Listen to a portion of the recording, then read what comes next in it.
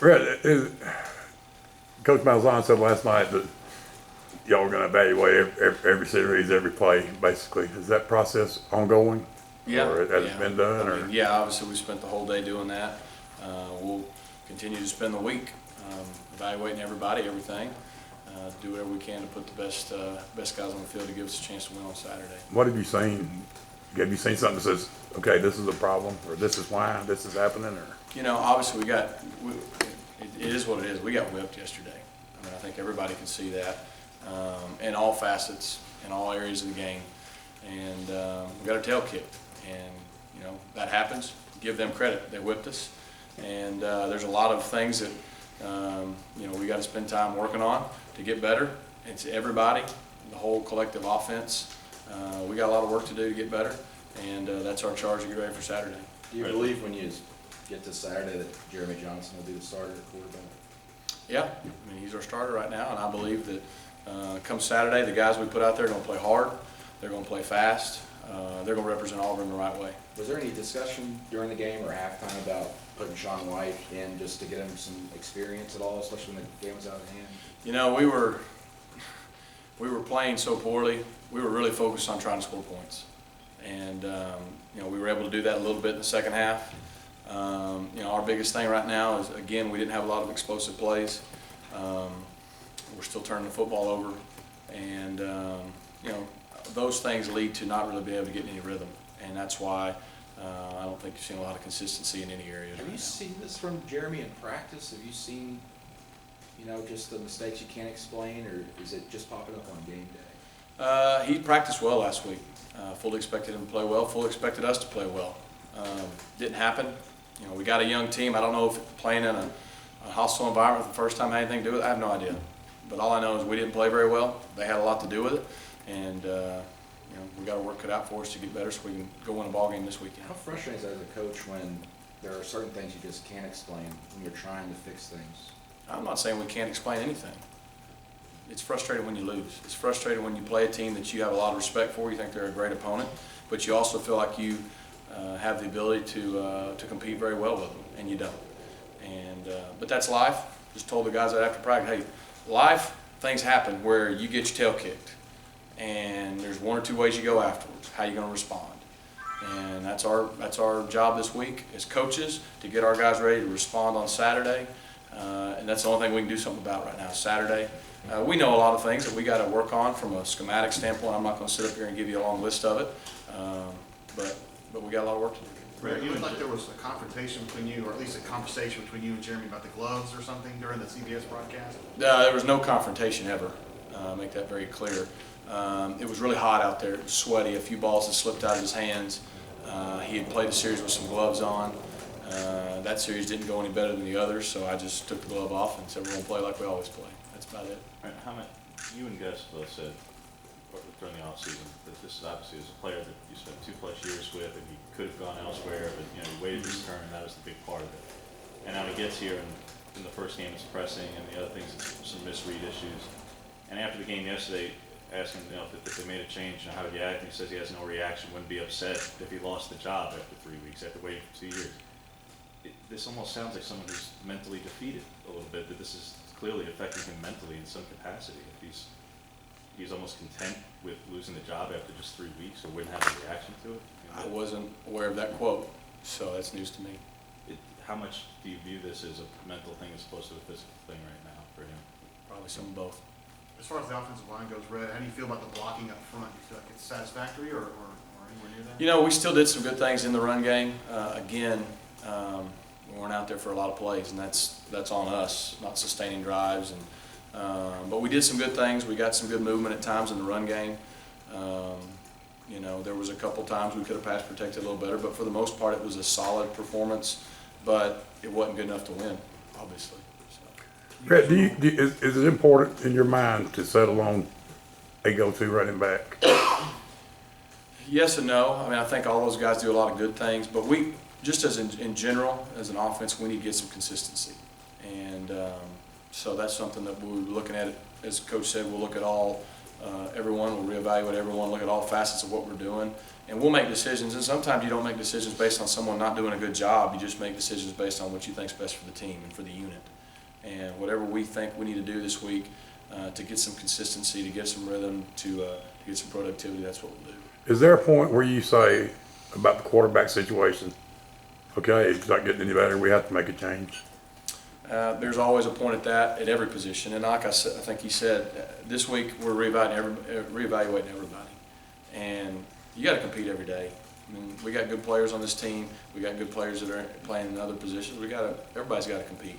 So we'll put the guys out there ready to play. You think we'll see Jason Smith get a shot at Wildcat? There's always been that discussion since spring. Do you think that could happen at some point? You never know. Anything's possible.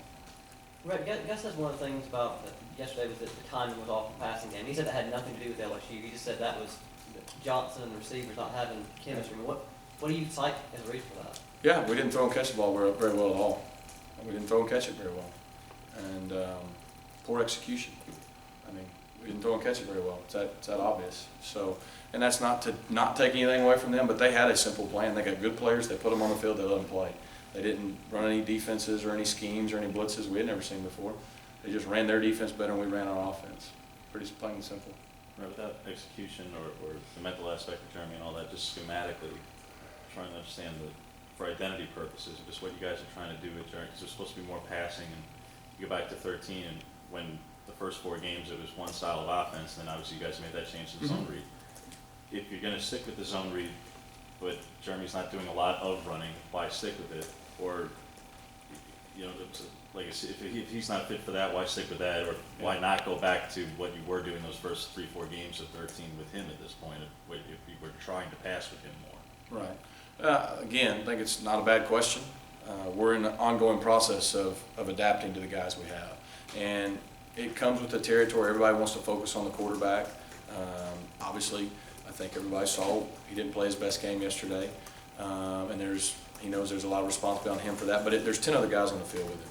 And there's a bunch of other guys on the sidelines, and there's coaches. So we all have ownership in what happened yesterday, and it's on all of us to get it fixed, whatever that takes. You still think you're getting full effort from your starters at receiver and elsewhere through plays, through the whistle? I do. I don't think we're playing very fast. And again, that just is a matter of fact that we're not executing consistently at a high level. We'll have a drive here or there. It's a good drive. And then the next 2 drives, we disappear, and then we'll come back and have another good drive. It goes back to that consistency. Right. You're not talking about, are you talking about tempo or the speed of the play? Because it does look like a little discombobulated at times and running and not as Well, I don't crisp. think guys are playing as fast as they would like to and reacting as fast as they would like to. And that just goes back to the whole thing of we got to evaluate everything. We got to put guys in position and let them go play, and we got to play better. It's just, I mean, we can sit here and diagnose it all. We didn't play well. We got whipped. We got to play better this week. We all know that, and that's what we're going to do. You guys look back at Louisiana Tech game tape to prepare for Manny Diaz's defensive state? Yeah, you know, Manny's he's one of the best out there. I know him well. Great guy, great defensive mind. We played him before when he was at State. Played him last year at Tech. He did a really good job. I think last year Tech was 1 or 2 in the country in turnovers forced. They were up there, I know, and he's doing a good job. You know, he did a good job the other night. They had a chance to beat LSU at home. So Manny knows us, we know Manny, and so it'll be a good challenge. What's made it difficult, you know, preparing for him and then on game day, because he's managed to keep you guys in check at times? Well, he's very multiple. He's got a lot of different things he can do. That's how he was at Mississippi State the first time. I believe that's how he was. Never played him when he was at Texas, but I believe he was that way. He was a little different at Louisiana Tech last year. You know, just over the years, I'm sure he changes things, gains knowledge here or there. They were very sound last year. They had a very good plan for what we did. And, you know, they really made us earn it last year. And while we ultimately did fine, it was a struggle. And so, again, he's got really good players at State. It'll be a good challenge. Looking at Duke Williams, I mean, how do you feel about his production this season and you know, the rest of the receiving corps? Well, I mean, if you're looking statistically, we don't look good in any area. So, you know, I thought he played hard. And, you know, going back home and wanting to play well, we had some targets to him early. We didn't hit him.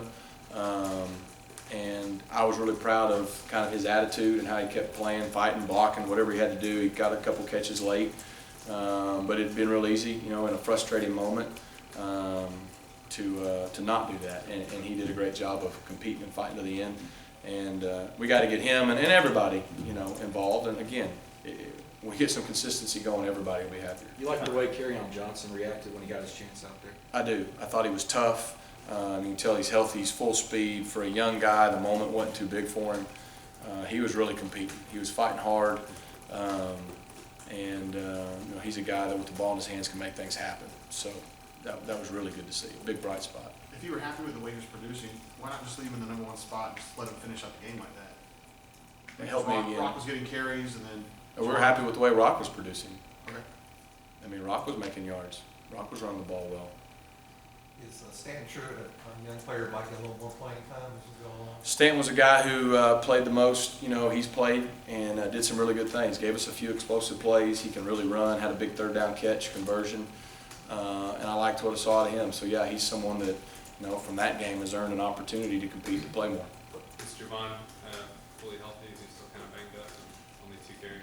I think, one time he got up and he hobbled around a little bit after one of the carries, but, for the most part, he should be as good as he's been. And I would think another week he should be pretty healthy. But when you evaluate quarterback position, is part of the discussion what we can do with Sean from a game plan, playbook type of situation, and what we can do with Jeremy? Does anything have to be scaled back with Sean? No. Because he hasn't taken a snap yet. No, I don't think so. Both those guys have been in our offense over the whole last year, and they know the offense. So that doesn't have anything to do with anything. Rhett, are you surprised that we're here 3 games of the season, and we certainly heard a lot about him in the spring, but Tony Stevens still has a catch. Did that injury linger at all? Is there any kind of residue from that in the spring at all? No. Again, statistically, nobody's doing anything that great, and we're not playing well. It's not just Tony; it's everybody. And again, I think one of the questions was last week. Trying to play more guys to keep us fresher at the end of the game. Well, when you get in a hole 14-0, sometimes that dictates certain things. But Tony's fine. He was in there last week, played. Matter of fact, one time we had him open on a route, we just didn't have time to get it to him. Right, not to say like anybody feels sorry for themselves or anything like Yeah. that, but just the totality of it, where in one week you can look at a pressing or a decision making, but there are a lot of hours in the day when you sit back after evaluating a game and just say, over the course of 3 weeks, you've gone from that point to this point. Mm-hmm. We're asking about backup quarterbacks. Can you wrap your head around just what's gone on in the last 3 games that you've gone from one point to the next? Yeah, we're not playing very well. All of us. And that's the nature of playing that position. When the team's playing well, everybody thinks you're great, and when you're not, they think you're terrible. It's nothing new for him than it is for any other quarterback around the world. And it's just how it goes. When we're playing well, we know what we're doing. When we're not, we don't. I mean, it's just how it is. And obviously it's not a position any of us want to be in here, talking about a loss and not playing well. But that's where we're at. And we still believe in our guys. We still believe we have good players on this team. And we still believe that we're going to play well starting this Saturday. And that's the most important thing. We get out in front of our fans, Jordan-Hare at night, in a night game against an SEC opponent that beat us very soundly at their place last year, and that we play extremely hard, and we play extremely fast and extremely physical and play well. And that's the number one thing we can do to fix this, and that's what we're going to work to do. All right, thank you, Coach.